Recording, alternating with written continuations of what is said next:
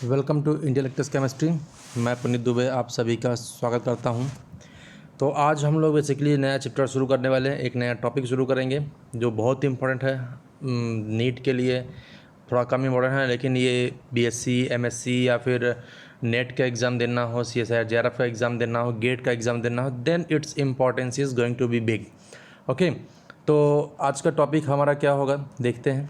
पहला टॉपिक होगा हमारा मेन पॉइंट है हमारा बेसिक्स ऑफ क्रोमेटोग्राफी। इसका डिमांड है सर क्रोमेटोग्राफी के ऊपर वीडियो बनाइए, तो हमने बना दिया। तो आइए देखते हैं क्रोमेटोग्राफी के बारे में। तो पहला वीडियो हम जो बनाने जा रहे हैं इसमें हम लोग बेसिकली बेसिक ऑफ क्रोमेटोग्राफी पढ़ने वाले हैं। क्या होता है, इसके टाइप्स कितने हैं, कौन कौन से टाइप्स की क्रोमेटोग्राफी हम जनरली यूज़ करते हैं और क्या इसका एप्लीकेशन है, वो सब जानेंगे इस वीडियो में। ठीक है, नया चैप्टर शुरू हो रहा है तो वीडियो को जहाँ तक हो शेयर करें और चैनल को सब्सक्राइब नहीं किया हो अभी तक तो चैनल को प्लीज़ सब्सक्राइब करें ताकि हर वीडियो का नोटिफिकेशन आप तक पहुँच सके, और अपने फ्रेंड्स के साथ चैनल को भी शेयर करें और उनसे भी बोल रहे हैं कि इसको सब्सक्राइब करें। ठीक है, चलिए शुरू करते हैं बेसिक्स ऑफ क्रोमेटोग्राफी। तो पहला क्वेश्चन आता है कि व्हाट इज़ क्रोमेटोग्राफी, क्रोमेटोग्राफी होता क्या है, तो जानेंगे इसके बारे में। तो डेफिनेशन क्या होगा इसका, chromatography is an important biophysical technique that enables the separation, identification and the purification of the component of a mixture for qualitative and quantitative analysis. क्या बोलते हैं, क्रोमेटोग्राफी एक बहुत ही इम्पॉर्टेंट मेथड है जिसके द्वारा बायोफिजिकल टेक्निक है जिसका हम इस्तेमाल करते हैं किसमें, सेपरेशन में, आइडेंटिफिकेशन में और purification of the component of a mixture जितनी भी कंपाउंड का मिक्सचर होता है उसको सेपरेट करने में, उसको आइडेंटिफाई करने में, उसको प्यूरिफाई करने में, चाहे वो क्वांटिटेटिव हो या फिर क्वालिटेटिव हो, उस सब के एनालिसिस के लिए हम क्रोमेटोग्राफी का यूज़ करते हैं। और यह हायर स्टडीज़ में बहुत इंपॉर्टेंट रोल प्ले करता है किसी भी कंपाउंड्स के प्यूरिफिकेशन, आइडेंटिफिकेशन एंड सेपरेशन में। ठीक है, तो पहली बार जो टर्म दिया था ये क्रोमेटोग्राफी का किसने दिया था, Russian botanist Mikail T sweat ने coined द टर्म क्रोमेटोग्राफी इन 1906। 1906 में Russian botanist Mikail T sweat ने ये टर्म क्वाइन किया था, ये टर्म दिया था क्रोमेटोग्राफी। ठीक है, चलिए नेक्स्ट पॉइंट है, a wide range of chromatographic procedures a wide range of chromatographic procedures make use of differences in size, binding affinities, charge and other properties to separate the materials। तो chromatographic techniques में जो हम follow करते हैं तो उसमें कौन कौन सा प्रोसीजर होता है जिसके द्वारा हम कंपोनेंट्स को उस मिक्सचर में से अलग करते हैं, तो वो किस प्रॉपर्टी पे डिपेंड करता है।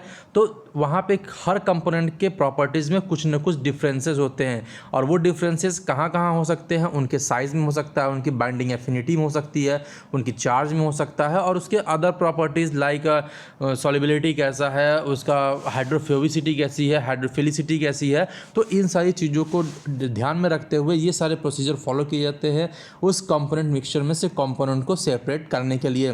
ठीक है, चलिए next point, it is a powerful separation tool that is used in all branches of science and is often the only means of separating components from the complex mixture. ये एक बहुत ही powerful separation tool है जिसका science के हर एक branch, चाहे वो chemistry का हो, बायोकेमिस्ट्री हो, साइंस में जूलॉजिकल साइंस हो, बोटानिकल साइंस हो, तो इन सारी जगहों पे हम क्रोमेटोग्राफी का बहुत इंपॉर्टेंट रोल प्ले करता है, बहुत पावरफुल टूल है कंपोनेंट्स को अलग करने के लिए। ठीक है, चलिए the next point, the first analytical use of chromatography was described by the James and Martin in 1952। 1952 में पहली बार इसका एनालिटिकल यूज़ की सेपरेट करके दिखाया था कि इसका यूज यहाँ पे कर सकते हैं।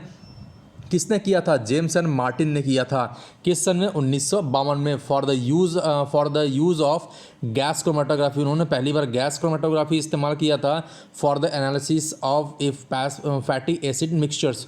वहाँ पे फैटी एसिड्स के मिक्सचर को सेपरेट करने के लिए इन्होंने गैस क्रोमेटोग्राफी इस्तेमाल किया था, और 1952 में पहली बार इन्होंने एनालिटिकल यूज़ करके दिखाया था कि क्रोमेटोग्राफी का यूज़ हम इनको सेपरेट करने के लिए भी कर सकते हैं। ठीक है, तो आइए देखते हैं इसका प्रिंसिपल क्या होता है, क्रोमेटोग्राफी किस प्रिंसिपल पे वर्क करता है। What is the principle of the chromatography. So chromatography is based on the principle where the molecule in the mixture applied onto the surface or onto the solid and the fluid stationary phase। मतलब क्या हुआ, ये ऐसा mixture molecule होता है कि जहाँ पे मिक्सचर ऑफ कंपोनेंट को अप्लाई किया जाता है एक सॉलिड सरफेस पे, या सॉलिड सरफेस के ऊपर हम कोई स्टेशनरी फेज सॉलिड या लिक्विड उसको हम अप्लाई किए हुए हैं, जो कि स्टेबल फेज होता है and is separating from each other while moving with the mobile phase. और जो कंपोनेंट मोबाइल फेज में डिजॉल्व होता है उसकी सॉलिबिलिटी कैसी होती है, उसके साथ बाइंडिंग एफिनिटी कैसी है, उसके ऊपर डिपेंड करता है।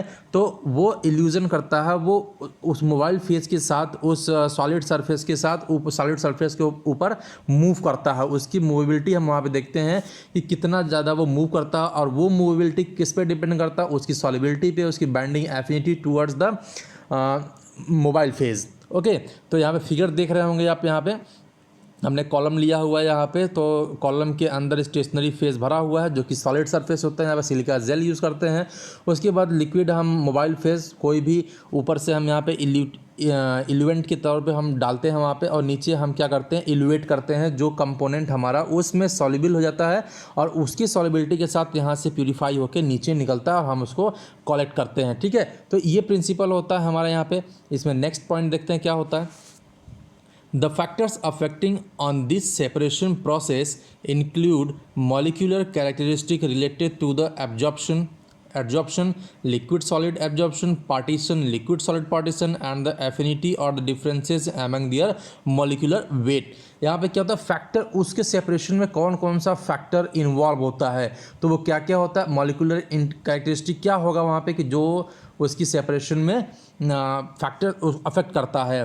ठीक है, तो क्या होगा, पहला एडजॉर्प्शन होगा, लिक्विड सॉलिड सरफेस पे जो उसका एडजॉर्प्शन कैसा हो रहा है, उसका पार्टिसिपेशन जो हमारा पार्टीशन हो रहा है लिक्विड सॉलिड फेज में वो कैसा है, और उसकी एफिनिटी और the differences among their molecular weight, उसका मॉलिक्यूलर वेट के साथ साथ उसकी जो एफिनिटी है, उसका डिफरेंसेस है वो कितना है उस मोबाइल फेज के साथ। ठीक है, नेक्स्ट देखते हैं, because of this differences some component of mixture stay longer in the stationary phase.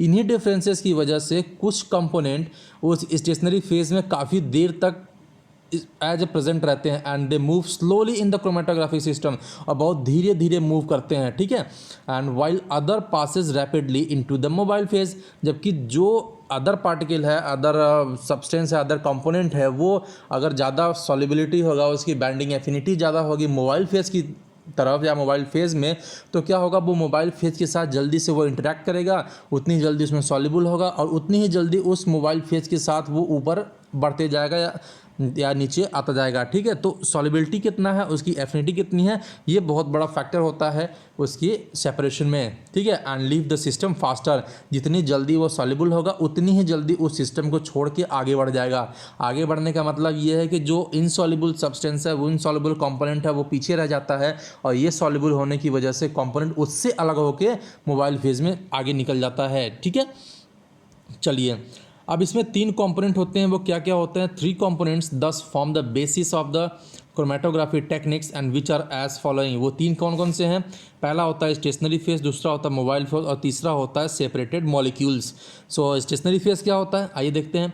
This phase is always composed of a solid phase और layer of a liquid adsorbed on the surface solid support. कोई भी solid phase होगा, कोई भी solid surface हम ले लेते हैं, या फिर a layer of a liquid adsorbed on the surface solid support. इसमें हम सिलिका जेल को एल्युमिनियम प्लेट के ऊपर उसको हम कोटिंग करते हैं, फिर वो सॉलिड सपोर्ट के तौर पे हमारा स्टेशनरी फेज होता है, वहाँ पे उसके ऊपर हम रन कराते हैं। ठीक है, अब मोबाइल फेज क्या होता है ये देखते हैं। This phase is always composed of liquid, यहाँ पे हमेशा लिक्विड होता है और गैसियस कंपोनेंट। ठीक है, अगर गैस क्रोमेटोग्राफी कर रहे हैं तो वहाँ पे गैसियस कंपोनेंट होगा, लिक्विड क्रोमेटोग्राफी कर रहे हैं तो वहाँ पे क्या होता है, liquid as a mobile phase present होता है। फॉर एग्जांपल अगर हम थिन लेयर क्रोमेटोग्राफी करते हैं तो वहाँ पे क्या करते हैं, एक हम स्लाइड लेते हैं, स्लाइड के ऊपर सिलिका जेल की हम कोटिंग करते हैं, उसके बाद हम यहाँ पे एक मिक्सचर ऑफ कंपोनेंट को यहाँ पे हम अप्लाई कर देते हैं, और फिर उसको हम एक कोई पोलर या नॉन पोलर जैसा हम कंपाउंड लेते हैं, उसके अकॉर्डिंग हम यहाँ पे सॉल्वेंट लेते हैं। वो सॉल्वेंट जो मॉलिक्यूल है यहाँ से ऊपर चढ़ता जाएगा, जितना ज़्यादा यहाँ पे सॉल्युबिलिटी होगी, जिस कंपोनेंट की सॉल्युबिलिटी ज़्यादा होगा वो कंपोनेंट यहाँ से मोबाइल फेज के साथ ऊपर चलता जाता है। सॉल्युबिलिटी जितना ज़्यादा होगा उसका पॉइंट उतना ही ऊपर आता है, और सॉल्युबिलिटी अगर जितना कम होता है वो पॉइंट उतना ही नीचे रह जाता है। ठीक है, तो टोटल ये डिपेंड करता है मोबाइल फेज में उस पर्टिकुलर कंपोनेंट जिसको हम सेपरेट करना चाहते हैं उसकी सॉल्युबिलिटी कितनी अधिक है। ठीक है। चलिए आइए नेक्स्ट देखते हैं सेपरेटेड मॉलिक्यूल्स, मतलब कि वो कंपोनेंट मिक्सचर हमें चाहिए जिनको हम अलग करना चाहते हैं। तो तीसरा कंपोनेंट ये है, ये 3 कंपोनेंट हैं जो बहुत इंपॉर्टेंट होते हैं, हमारे प्रिंसिपल के अंदर आते हैं, जो हम बेसिक क्रोमेटोग्राफी करते हैं। ये 3 होने तो चाहिए ही चाहिए, ठीक है। आई बात समझ में। चलिए नेक्स्ट स्लाइड देखते हैं। टाइप्स ऑफ क्रोमेटोग्राफी, कितने टाइप से क्रोमेटोग्राफी होते हैं। तो substances can be separated on the basis of a variety of methods and the presence of the characteristics such as the size and shape, total charge, hydrophobic groups present on the surface and binding capacity with the stationary phase.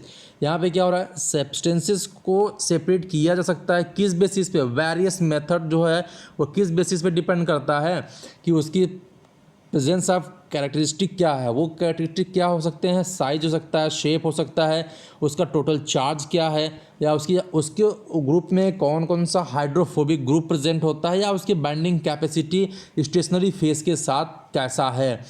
For example अगर binding capacity stationary phase के साथ अच्छी है, strong bonding है, तो वो क्या होगा, उतना ही लेट सेपरेट होगा। और उसकी बाइंडिंग उसमें कम है, मोबाइल फेज में ज़्यादा है, तो क्या होगा, वो मॉलिक्यूल, वो कंपोनेंट उस मिक्सचर में से जल्दी सेपरेट होगा, क्योंकि उसकी जो बाइंडिंग कैपेसिटी है, उसकी जो बॉन्डिंग होगी वो मोबाइल फेज के साथ ज़्यादा होगा, तो मोबाइल फेज में जल्दी सॉल्युबल होगा और उसके साथ वो इल्यूट हो जाएगा मोबाइल फेज में, ठीक है। जितनी बाइंडिंग कैपेसिटी या बाइंडिंग एफिनिटी ज़्यादा होगी स्टेशनरी फेज के साथ, वो उतना स्लो सेपरेशन होगा, वो स्लो मूव करेगा, ठीक है। This leads to the different type of chromatography techniques, each with their own instrumentation and working principle।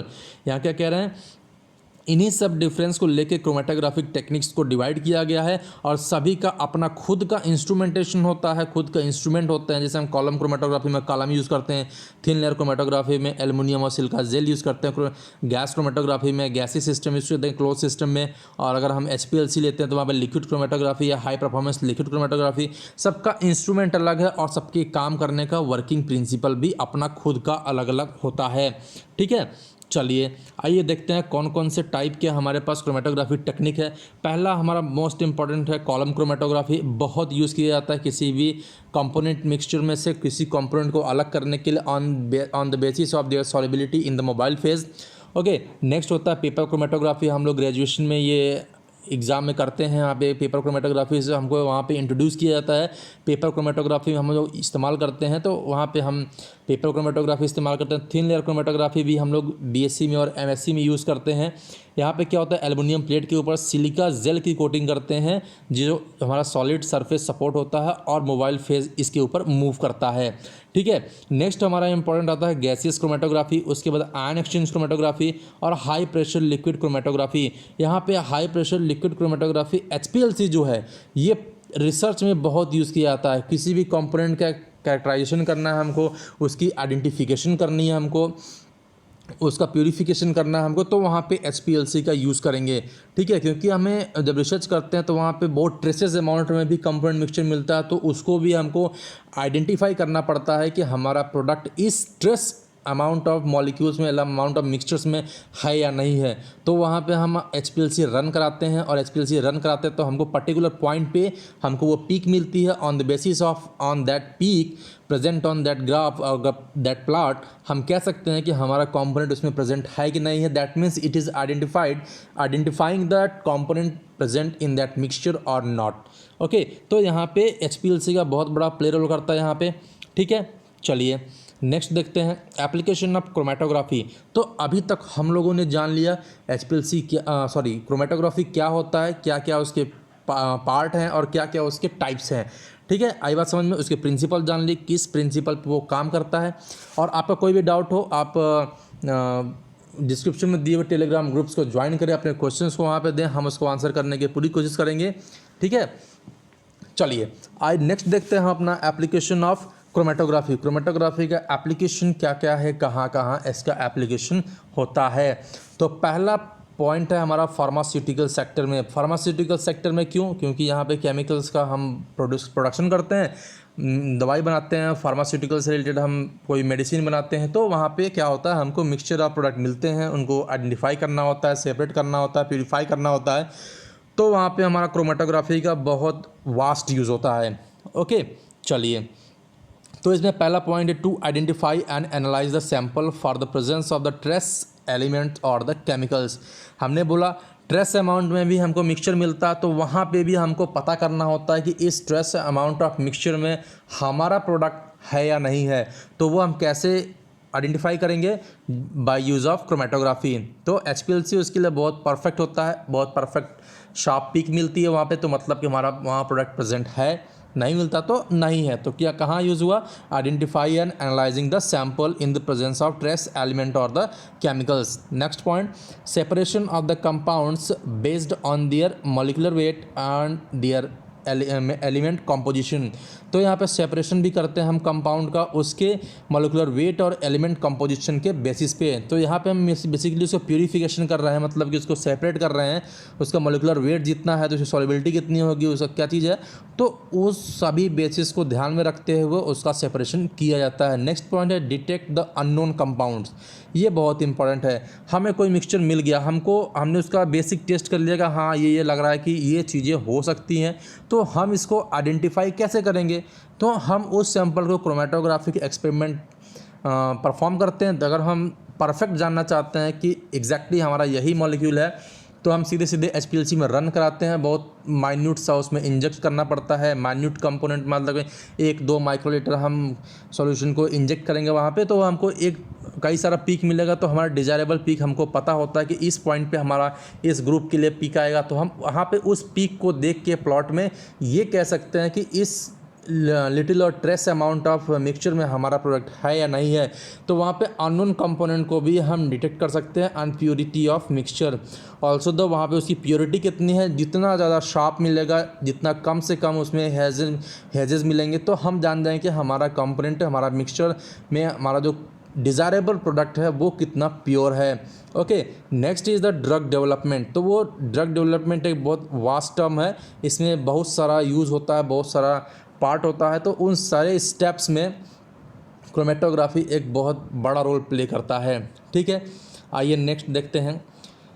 Next application होता था केमिकल इंडस्ट्री में, ये भी उसी से रिलेटेड है। In testing water samples and also check the air quality, HPLC and GC are very much used for detecting the various contaminants such as the polychlorinated biphenyls, PCBs and the in the pesticide and oils. ये experiment मैंने perform किया हुआ है HPLC और GC को, तो बहुत अच्छा है, ये बहुत बढ़िया हमको रिजल्ट देता है। हम एग्जैक्ट अपने प्रोडक्ट, अपने डिज़ायरेबल कंटेंट तक पहुंच सकते हैं कि इस पॉइंट पे मिल रहा है, तो LC-MS और GC हम बढ़िया से कर सकते हैं। ठीक है, in various life sciences application, life science में हम एप्लीकेशन मतलब जूलॉजिकल या बोटानिकल सिस्टम में, बोटानिकल साइंस में हम जो भी एक्सपेरिमेंट परफॉर्म करते हैं वहाँ भी हमको मिक्सचर ऑफ प्रोडक्ट मिल जाते हैं, तो उसको भी हम HPLC के थ्रू सेपरेट कर सकते हैं, आइडेंटिफाई कर सकते हैं। ठीक है, नेक्स्ट एप्लीकेशन आता है हमारा फूड इंडस्ट्री में। फूड इंडस्ट्री में क्या होता है? इन food spoilage and additive detection, की फूड स्पॉइलिंग हुई है तो वहाँ पे कौन सा एडिटिव मिलाएगा किसी भी ट्रेस अमाउंट में। जैसे कि हम फूड में फूड पॉइजनिंग होती है तो वहाँ पे फंगस ग्रो हो गया या कोई हम पॉइजनस एलिमेंट डाल दिए, तो उसको ट्रेस अमाउंट को पता करने के लिए भी हम क्रोमेटोग्राफी चला सकते हैं। ठीक है, नेक्स्ट पॉइंट है determining the nutritional quality of the food. Food में कौन सा न्यूट्रिशनल क्वालिटी कितने अमाउंट में प्रेजेंट है, उसके लिए भी हम क्रोमेटोग्राफिक एक्सपेरिमेंट परफॉर्म कर सकते हैं। नेक्स्ट एप्लीकेशन आता है हमारा फॉरेंसिक साइंस में।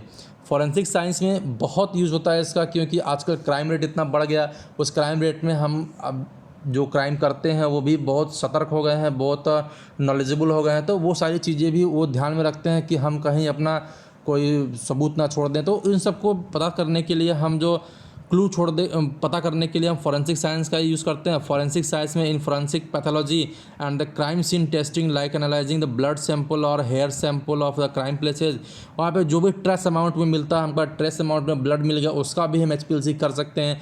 ट्रेस अमाउंट में कोई भी क्लू मिल जाता है तो उसका भी हम क्रोमेटोग्राफिक एक्सपेरिमेंट से परफॉर्म कर सकते हैं और हम क्लू के करीब पहुँच सकते हैं। ठीक है, चलिए नेक्स्ट हमारा एप्लीकेशन होता है मॉलिक्यूलर बायोलॉजी स्टडीज़ में। यहाँ पे क्या होता है? Various chromatographic technique such as the EC, LC, MS। मतलब क्या हुआ? इलेक्ट्रोस्कोपिक क्रोमेटोग्राफी, लिक्विड क्रोमेटोग्राफी और यहाँ पे mass spectroscopic chromatography are applied in the study of the metabolism and the proteomics along with the nucleic acid research. तो यहाँ पे मैंने LC-MS किया हुआ है, EC तो मैंने परफॉर्म नहीं किया, लेकिन LC-MS किया है, बहुत अच्छा है, बहुत अच्छा एक्सपेरिमेंट प्रोवाइड करता है, रिजल्ट भी बहुत अच्छा देता है। तो कह सकते हैं कि मॉलिक्यूलर बायोलॉजी सिस्टम में हम जो भी एक्सपेरिमेंट परफॉर्म कर सकते हैं उसका एग्जैक्ट परफेक्ट नॉलेज हमें होना चाहिए, और परफेक्ट नॉलेज होगा तभी हम अपने किसी भी मिक्सचर ऑफ प्रोडक्ट को कैरेक्टराइज कर सकते हैं, कितना प्योर है वो, कितना प्योरिटी है उसका, तो वो सारी चीज़ें हम वहाँ से आइडेंटिफाई कर सकते हैं। ठीक है, HPLC is used in the protein separation like the insulin purification, plasma fractionation, enzyme purification, and also in the various departments like the fuel industry, biotechnology and biochemical processes। तो HPLC का हमने बताया ना, तो इसका यूज़ बहुत बड़ा है, तो हर जगह हम यहाँ पे HPLC चला सकते हैं। अक्सर ये रिसर्च सेंटर या यूनिवर्सिटीज़ में जब रिसर्च करते हैं तो वहाँ पे HPLC का, LC-MS का बहुत रोल आता है, क्योंकि यहाँ पे जो भी हमको प्रोडक्ट मिलता है हम यहीं से आइडेंटिफाई करते हैं कि उसमें हमारी कितनी प्योरिटी है, कौन कौन सा कॉम्पोनेंट प्रेजेंट है, कि वो कौन सा हमारा डिज़ायरेबल है, कौन सा अनडिज़ायरेबल है। तो वो सारी चीज़ें हम HPLC और LC-MS से ही आइडेंटिफाई कर सकते हैं। इसके अलावा भी वहाँ पर insulin purification, plasma fractionation, enzyme purification, also हम जो अदर फील्ड है, ये तो हमारा लैब वर्क हो गया जो कि हम रिसर्च के दौरान करते हैं। उसके अलावा हम वेरियस फील्ड्स में लाइक फ्यूल इंडस्ट्री में, बायोटेक्नोलॉजी एंड बायोकेमिकल प्रोसेसिंग में भी इसका यूज़ करते हैं। ठीक है, तो यहाँ पे भी क्या होता है, इंडस्ट्री, फ्यूल इंडस्ट्री केमिकल से रिलेटेड है, बायोटेक्नोलॉजी वो भी केमिकल और टेक्नोलॉजी का होता है, biochemical that means only biology and chemical से मिल के होता है। तो यहाँ पे हर जगह हमको क्या मिलता है, मिक्सचर ऑफ प्रोडक्ट मिलने की संभावना सबसे ज़्यादा होती है। तो वहाँ पे हमको सेपरेट करने के लिए, आइडेंटिफाई करने के लिए, प्यूरिफाई करने के लिए जो टेक्निक यूज़ करना है उसको क्रोमेटोग्राफी होता है। और क्रोमेटोग्राफी में हम अपनी रिक्वायरमेंट्स के अनुसार उनके टाइप्स का यूज़ करते हैं, कब हमको थिन लेयर यूज़ करना है, कब हमको पेपर क्रोमेटोग्राफी यूज़ करना है, कब हमको गैस क्रोमेटोग्राफी यूज़ करना है, कब हमको LC-MS यूज़ करना है, कब हमें HPLC यूज़ करना है। तो ये सारी चीज़ें on the basis of our requirements. Okay, क्या हमारी रिक्वायरमेंट्स है, क्या हम करना चाहते हैं, क्या हम परफॉर्म करना चाहते हैं, उसके अकॉर्डिंग हम क्रोमेटोग्राफी टेक्निक्स का यूज़ कर सकते हैं, और यूज़ करते भी हैं, और हमको डिज़ायरेबल प्रोडक्ट भी मिलता है। ठीक है, आई बात समझ में। तो आज हमारा बेसिक था, आज का वीडियो इतना ही। तो अगर वीडियो पसंद आई हो तो वीडियो को लाइक करें, शेयर करें, और ज़्यादा से ज़्यादा उसके सब्सक्राइब करें, उसको ज़्यादा से ज़्यादा शेयर करें, ताकि इस वीडियो का प्रॉफिट सबको मिल सके। ठीक है, चलिए तब तक के लिए थैंक यू, और मिलते हैं नेक्स्ट वीडियो में इसके आगे इसके टाइप्स को लेके। चलिए मिलते हैं नेक्स्ट वीडियो में। Have a nice day.